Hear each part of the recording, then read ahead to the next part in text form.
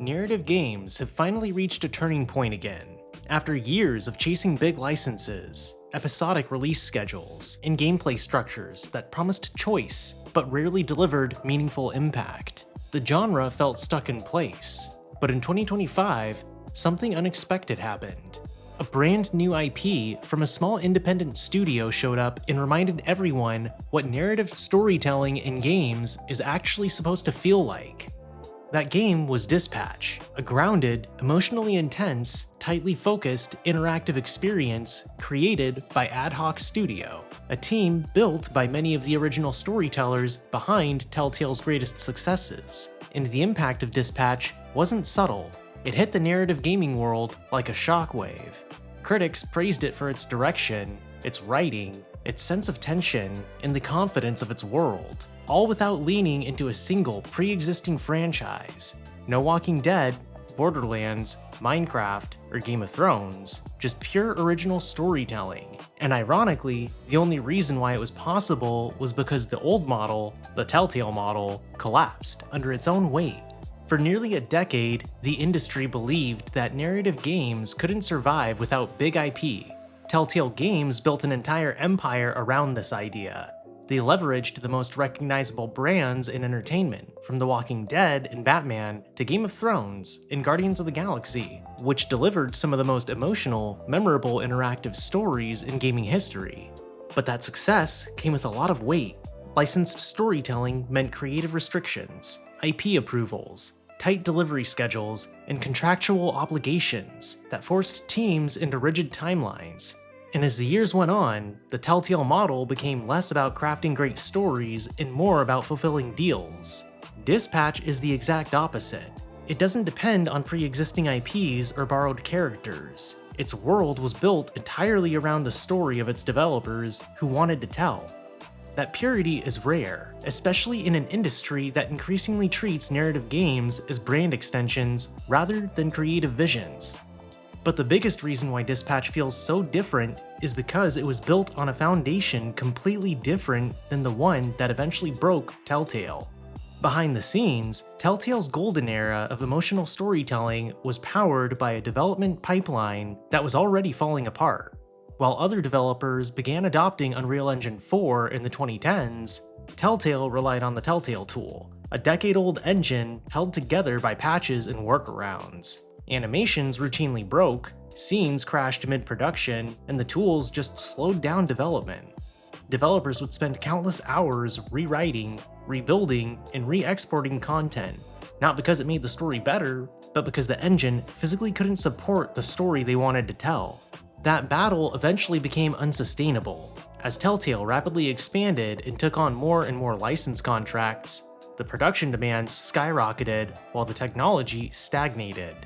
Crunch culture became unavoidable. 7-day work weeks, late-night rewrites, rushed episode turnouts, and emotional burnout became normal until the company eventually went bankrupt. The death of Telltale was actually what led to the birth of Ad Hoc Studio.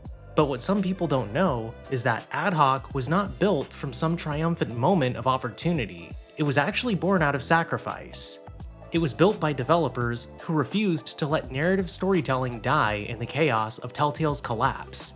They took everything they learned, both the creative highs and the structural failures, and attempted to create a healthier environment where story could come first. But that transition wasn't easy. In fact, Ad Hoc's early years were extremely difficult. There were long stretches where the studio had no publisher backing, no consistent revenue, and no financial cushion to fall back on.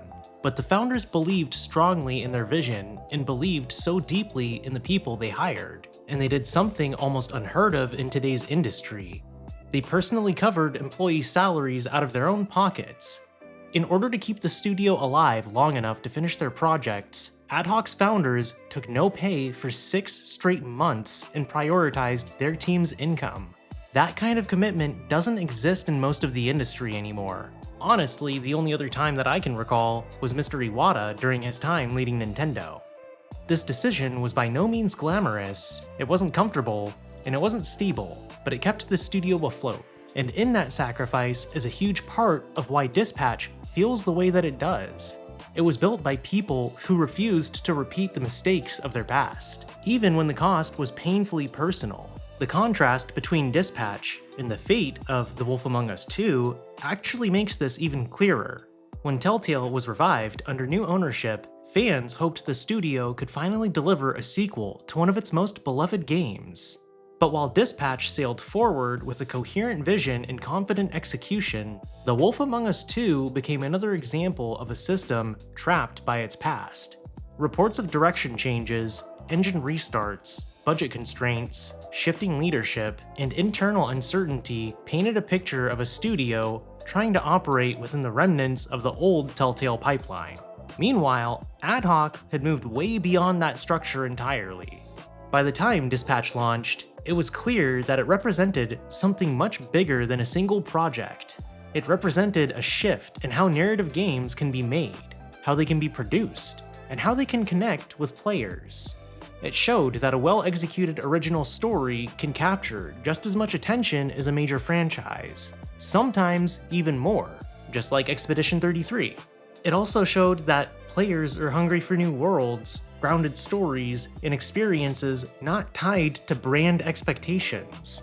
Most importantly, it showed that narrative games thrive the most when the people creating them are supported by a healthy environment. Ad Hoc didn't succeed because they escaped Telltale. They succeeded because they evolved past Telltale's broken structure and carried forward the passion that made Telltale great in the first place, while leaving its dysfunction behind. That's why Dispatch matters so much. It isn't just a success story, it's a necessary reinvention, and it proves that narrative games didn't need to be rescued by a franchise. They needed to be rescued from a system that suffocated the very people who made those franchises meaningful. And it's also living proof that sometimes an old model has to collapse in order for something better to emerge. Have you played Dispatch yet? If so, what was your favorite moment? Drop a comment down below. Also, if you enjoy gaming history and everything gaming related, then like, subscribe, and hit that bell icon so you don't miss the next one. This is West Coast Ninja signing out.